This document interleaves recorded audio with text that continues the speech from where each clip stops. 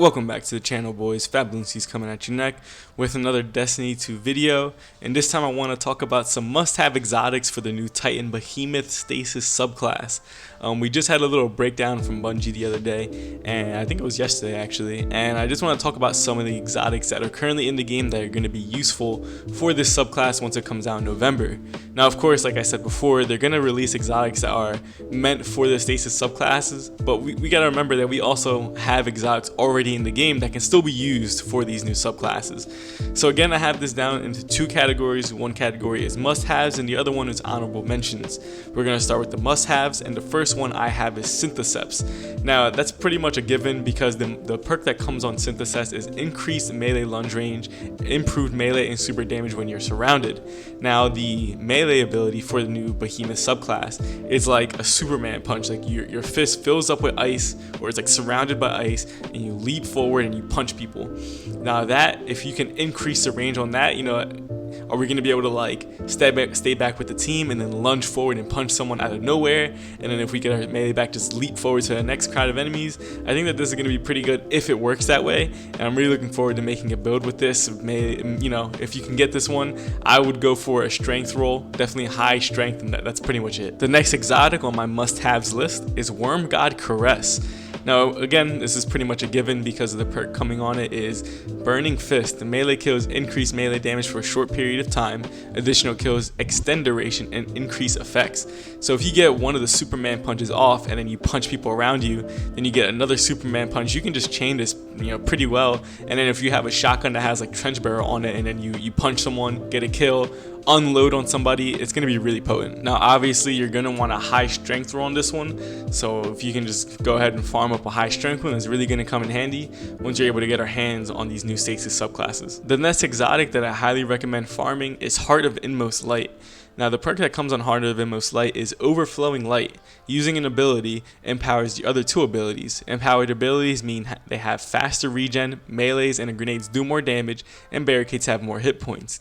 Now if you can create a build that revolves around throwing your grenade and using your melee, obviously you can already see the synergy between this, because your grenade is going to freeze him, you're going to dive in with the Superman punch, blow him up, your melee is going to do increased damage, and then because you popped your melee, let's say you get another grenade, that's going to do even more damage, and then more melee damage, and then if you want to pop a barricade, that's going to have even more hit points.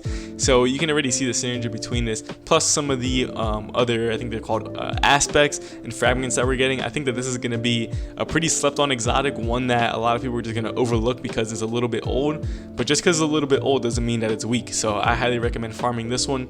I would go for a high discipline and high strength roll, but again, it's up to you. I personally, I'm really interested in the melee ability of the Behemoth class, so I would probably go for a high strength roll, but high discipline roll wouldn't be bad either. And then the last exotic that I have on my must-haves list is Armamentarium. Now again, this is another old exotic that I feel like it might be a little slept on come November, but the perk that comes on it is it gives you an additional grenade charge. And one of the things that Bungie stated in the Stasis Spotlight for Behemoth is that one of the things that the Behemoth subclass excels in is controlling the battlefield. And one of the grenades it has is, when you throw the grenade, it puts up like an ice wall in front of you or wherever the grenade lands.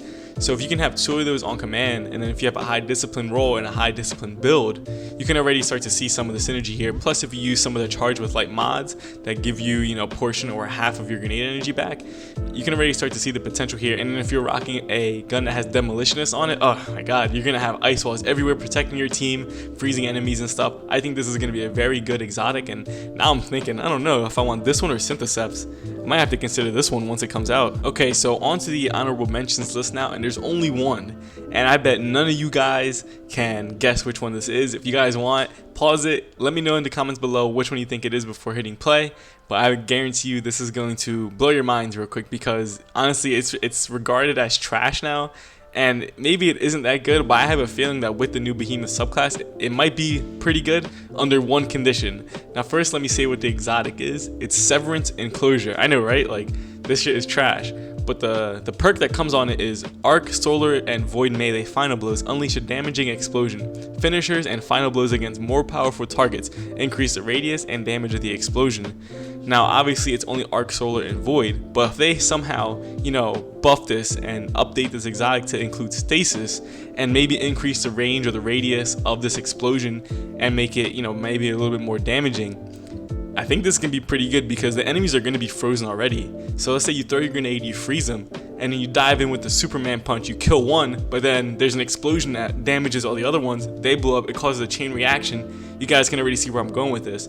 So although right now that this is kind of trash, I think you should farm one just because on the off chance that it does get buffed or reworked, it might be pretty good. I think I'm gonna farm one. I would go for a high, actually I would go for a high discipline roll because you're gonna want to have your grenade a lot with this exotic.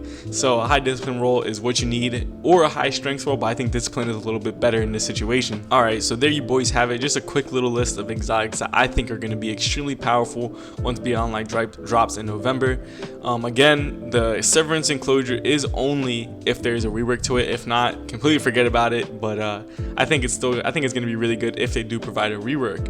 Now, I highly recommend farming up all these exotics. That way, they're in your arsenal. Once it comes out, you can bust them out. And again, there's probably gonna be exotics that they release that are more synergized with the new Stasis subclasses.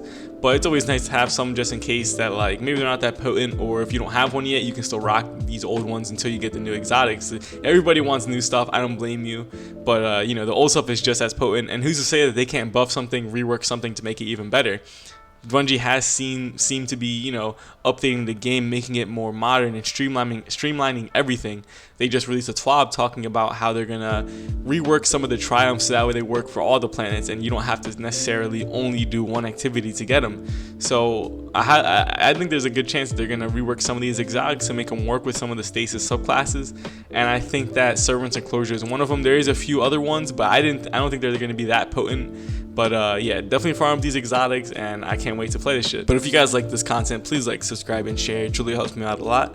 You can also check out my other videos. Links are in the description below. I have a lot of crazy builds in there, so go ahead and check that out. And you might as well follow my social media. I have a Twitter and an Instagram, both at @fat_balloonskis. But with all that being said, deuces.